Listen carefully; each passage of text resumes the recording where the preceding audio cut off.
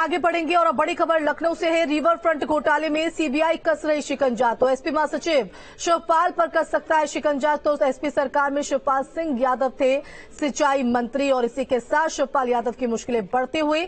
तो लखनऊ से ये बड़ी खबर आपको बता दें, जहां रिवर फ्रंट घोटाले में सीबीआई का शिकंजा जो है वो यहां पर कसता नजर आ रहा है। एसपी महासचिव शिवपाल यादव पर भी कस सकता है शिकंजा। एसपी सरकार में शिवपाल सिंह यादव सिंचाई मंत्री थे। पूर्व मुख्य सचिव आलोक रंजन से पूछताछ की अनुमति जो है वो यहां पर मांगी गई है। तो दीपक सिंघल से भी पूछताछ की अनुमति सीबीआई की तरफ से। तो समाजवादी पार्टी सरकार में प्रमुख सचिव सिंचाई थे दीपक सिंघल। दोनों पूर्व अफसरों पर गड़बड़ियों की अनदेखी का आरोप है और 2017 में योगी सरकार आने पर शुरू हुई थी जांच। 30 नवंबर 2017 को सीबीआई ने दर्ज की थी एफआईआर। तो गोमती नदी के सौंदर्यीकरण के लिए रिवर फ्रंट बनाया गया था और अब इसी पूरे मामले पर सीबीआई का शिकंजा कसते हुए और शिवपाल यादव की मुश्किलें भी यहां पर बढ़ते हुए नजर आ रही है। सीबीआई उन पर भी शिकंजा कस सकती है। फिलहाल शिवपाल सिंह यादव को बता दें कि उनके साथ ही पूर्व मुख्य सचिव आलोक रंजन और दीपक सिंघल की मुश्किलें भी बढ़ते हुए नजर आ रही है।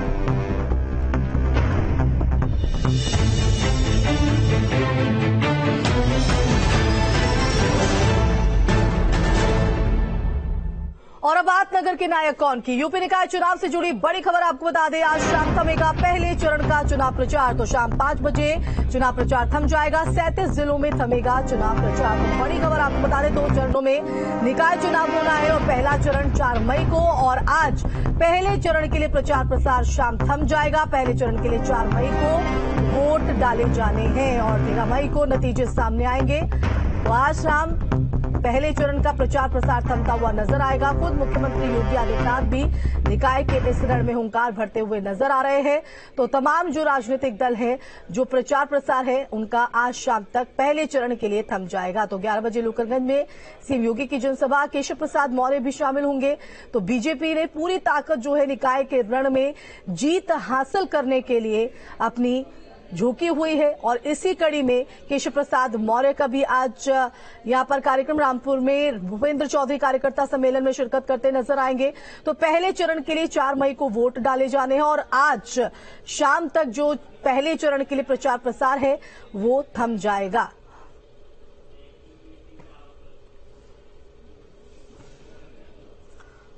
तो 4 मई को पहले चरण के चुनाव है निकाय को लेकर और आज प्रयागराज दौरे पर रहेंगे मुख्यमंत्री योगी आदित्यनाथ। तो लूकरगंज में चुनावी जनसभा को संबोधित करेंगे मुख्यमंत्री। बीजेपी प्रत्याशियों के समर्थन में रैली करेंगे। तो अतीक हत्याकांड के बाद प्रयागराज में पहली जनसभा मुख्यमंत्री योगी आदित्यनाथ की। सीएम की जनसभा को लेकर सुरक्षा के पुख्ता इंतजाम भी यहां पर किए गए हैं। तो झांसी में भी चुनावी रैली सीएम योगी करते नजर आएंगे। तो प्रयागराज में, लूकरगंज में जनसभा मुख्यमंत्री योगी आदित्यनाथ की।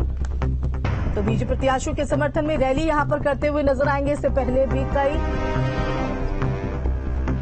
और लखनऊ से संवाददाता निखिल और प्रयागराज से संवाददाता मानवेंद्र हमारे साथ जुड़ गए हैं। सबसे पहले रुक करेंगे मानवेंद्र आपका। प्रयागराज में आज मुख्यमंत्री योगी आदित्यनाथ की रैली है और इसी के साथ पहले चरण के लिए प्रचार प्रसार भी थमता हुआ नजर आएगा। तो प्रयागराज में क्या कुछ तैयारी है जनसभा को लेकर?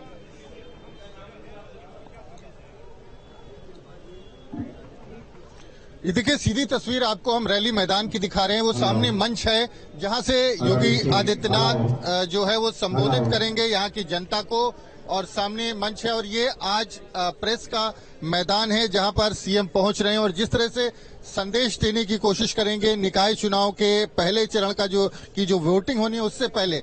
सबसे अहम ये है कि माफिया अतीक और अशरफ की हत्या के बाद और जो बदला हुआ घटनाक्रम है उमेश पाल की हत्या के बाद सीएम पहली बार प्रयागराज पहुंच रहे हैं। तो बदले हुए हालात में किस तरह का संदेश देते हैं ये देखना होगा, क्योंकि सीएम लगातार कानून व्यवस्था की बात करते हैं, माफियाओं के खिलाफ कार्रवाई की बात करते हैं। और सबसे बड़ी बात आपको बताएं कि ये वही जगह है लीडर प्रेस का मैदान जहां से थोड़ी दूर पर माफिया अतीक अहमद से मुक्त कराई गई जमीन पर गरीबों के लिए 76 फ्लैट बन रहे हैं जिनको कुछ दिनों में आवंटित किया जाना है और यहाँ से थोड़ी दूर पर माफिया अतीक अहमद का महज 1 किलोमीटर घर और दफ्तर भी है। ऐसे में बेहद अहम होगा ये देखना कि सीएम यहाँ पर क्या बोलते हैं, किस तरह का भाषण उनका यहाँ पर होता है और प्रत्याशियों के समर्थन में 80 वार्ड हैं, प्रत्याशियों के समर्थन में वोट मांगेंगे। हमारे साथ बीजेपी के नेता राकेश शुक्ला जी, उनसे बात कर लेते हैं। ये बताएं क्या कार्यक्रम है, क्या संदेश देंगे सीएम? योगी आदित्यनाथ जी की आज प्रेस ग्राउंड लूकरगंज में एक महान जनसभा होने जा रही है, ऐतिहासिक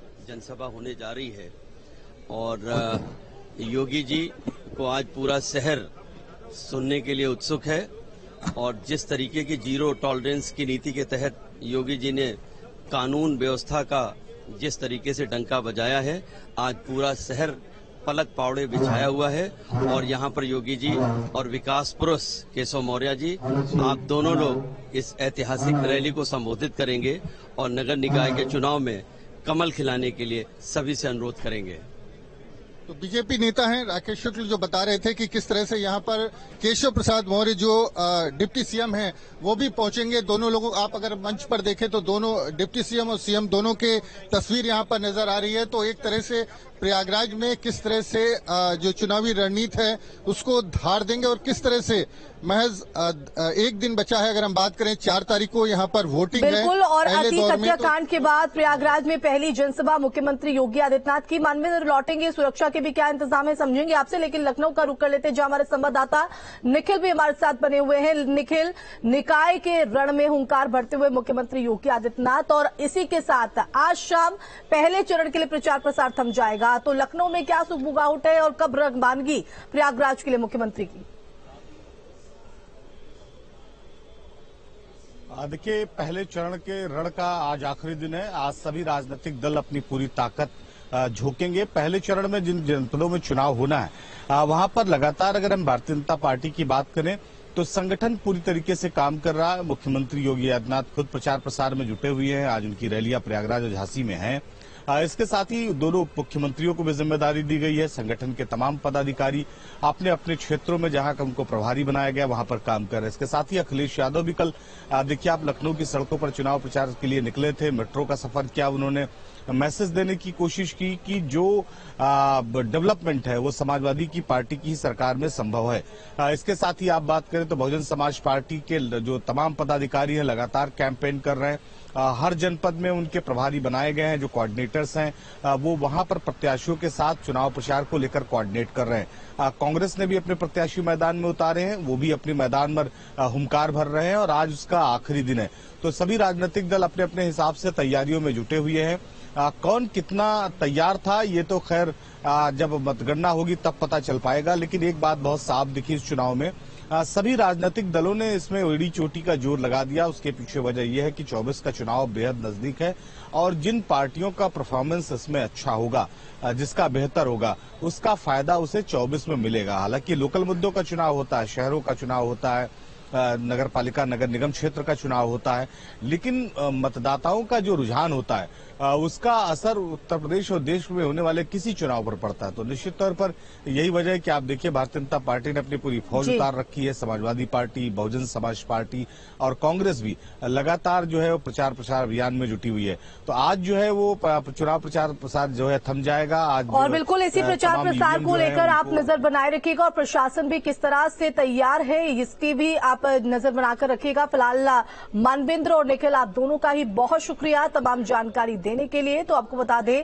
4 मई को निकाय के रण में पहले चरण का चुनाव होना है और उसके लिए आज शाम 6 बजे प्रचार प्रसार थम जाएगा, जिसको लेकर प्रशासन भी पूरी तरीके से चाक चौबंद नजर आ रहा है।